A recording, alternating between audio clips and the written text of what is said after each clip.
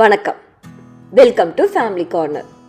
இன்னைக்கு பீர்க்கங்காய் கடையல் எப்படி பண்ணுறதுன்னு நம்ம பார்க்க போகிறோம். இந்த ரெசிபி உங்களுக்கு இட்லி, தோசை, சப்பாத்தி, ரைஸ் இது எல்லாத்துக்குமே ரொம்ப ரொம்ப சூப்பராக இருக்கும். பீர்க்கங்காய் கடையல் பண்ணுறதுக்கு 3 பீர்க்கங்காய் எடுத்துக்கோங்க.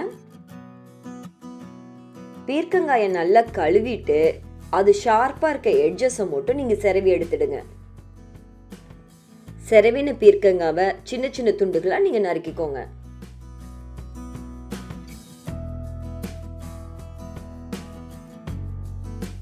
ஒரு பாத்திரத்தில் 2 டேபிள் ஸ்பூன் எண்ணெய் சேர்த்துக்கோங்க. எண்ணெய் சூடானதும் 1/2 டீஸ்பூன் கடுகு,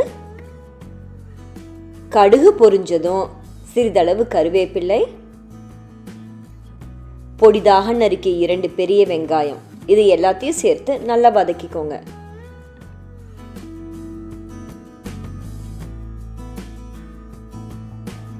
அது கூடவே 3 வரமிளகாய், தேவைக்கேற்ப உப்பு, பொடிதாக நறுக்கிய 2 தக்காளி, இது எல்லாத்தையும் சேர்த்து நல்லா வதக்கிக்கோங்க.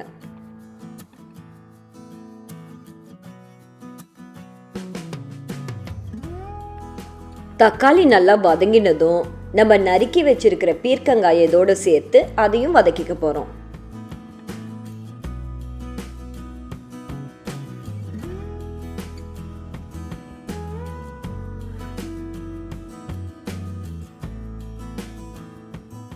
பீர்க்கங்காய் சமைக்கிறதுக்கு முன்னாடி எப்பவுமே ஒரு சின்ன துண்டு பீர்க்கங்காயை எடுத்து நீங்க வாயில போட்டு பாருங்க.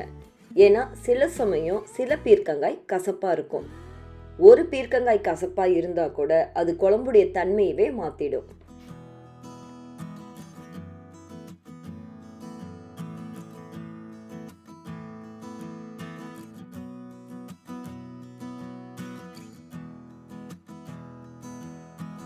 காய் ஓரளவுக்கு வெந்ததும் ஒரு சின்ன எலுமிச்சை அளவு புளி அதோட சேர்த்து அதையும் கலந்துக்கோங்க. குழம்பு பதத்துக்கு தகுந்த மாதிரி தண்ணி கொஞ்சம் சேர்த்துக்கோங்க. அது கூடவே 1/2 டீஸ்பூன் மஞ்சள் தூளும் சேர்த்து நீங்க கொதிக்க விடுங்க.